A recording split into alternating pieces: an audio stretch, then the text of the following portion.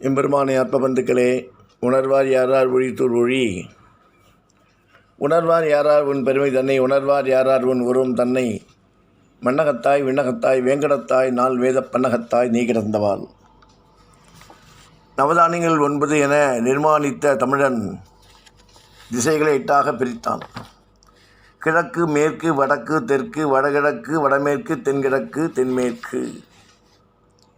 இசையை 8ஆக பிரித்த தமிழன் இசையை 7ஆக கொடுத்தான். சரி கம பதனி. இசையை 7ஆக கொடுத்த தமிழன் சுவையை 6ஆக பிரித்தான். இனிப்பு, கசப்பு, கார்ப்பு, புளிப்பு, ஓர்ப்பு, துவர்ப்பு.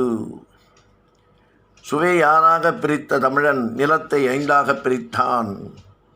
குறிஞ்சி மலைப்பகுதி, முல்லை வனப்பகுதி, நெய்தல் கடல் பகுதி, மருதம் நீர் மற்றும் நிலம், பாலை வறண்ட பகுதி. நிலத்தை 5ஆக பிரித்த தமிழன் காற்றை 4ஆக பிரித்தான். தென்றல், வாடை, கோடை, கொண்டல். கிழக்கிலிருந்து வீசும் காற்று கொண்டல், தெற்கிலிருந்து வீசும் காற்று தென்றல், மேற்கிலிருந்து வீசும் காற்று கோடை, வடக்கிலிருந்து வீசும் காற்று வாடை. அதற்கு மேலாக காற்றை 4ஆக பிரித்த தமிழன் மொழியை 3ஆக பிரித்தான். இயல் இயற்தமிழ், இசை இசைத்தமிழ், நாடகம் நாடகத்தமிழ். இம்மூன்றும் தமிழுக்கு இணையான கூறுகள் என்பதை முத்தமிழ் என்ற கருத்து கோட்பாடு வெளிப்படுத்தி நிற்கின்றது. இம்மூன்று மொழிகளுக்கும் தமிழர்கள் கொடுத்த முக்கியத்துவத்தையும் முத்தமிழ் கோட்பாடு வெளிப்படுத்தி நிற்கின்றது.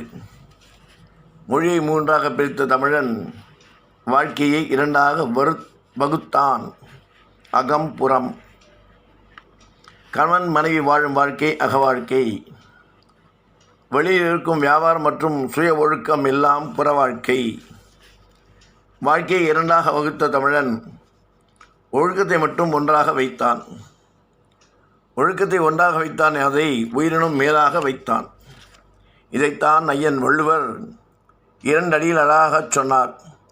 ஒழுக்கம் விழுப்பம் தரலான், ஒழுக்கம் உயிரினும் ஓம்பப்படும். அப்பேற்பட்ட உன்னதமான நம்முடைய பாரத தேசத்தில் தமிழ் ஒரு சிறப்பு பெருமை பெறுகின்ற சிறப்பு வாய்ந்த சிறப்பான தமிழாக விளங்குகிறது. நம்முடைய பாரத தேசம் மட்டுமல்ல, உலகெங்கும் எந்த நாட்டில் எந்த திசையில் பார்த்தாலும் அங்கு தமிழர் என்பவர் கட்டாயம் இருப்பார்கள்.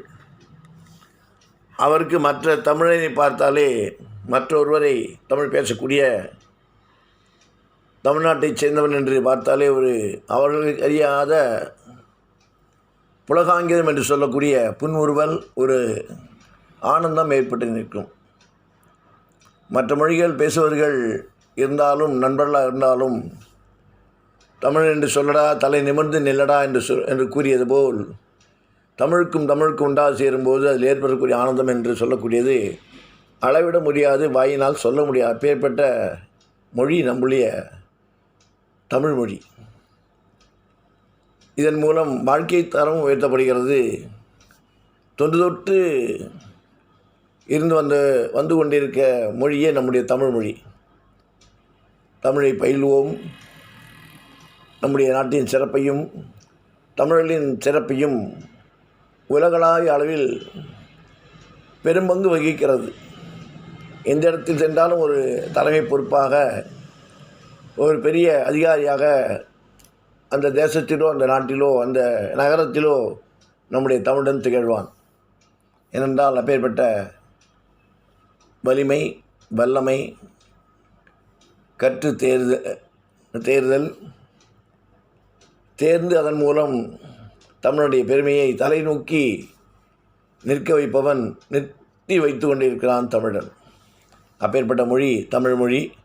நாமும் வாழ்வோம், நாடும் வளர வேண்டும். நாம் அனைவரும் ஒன்று கூடி வாழ்வோம் என்று கூறிக்கொண்டு அருள் மங்கா சமேத ஸ்ரீ சீனிவாச மலையப்ப சுவாமி பிரார்த்தித்த ஆசீர்வாதம் ராமானுஜன் திவ்ய திருவடிகளே சரணம்.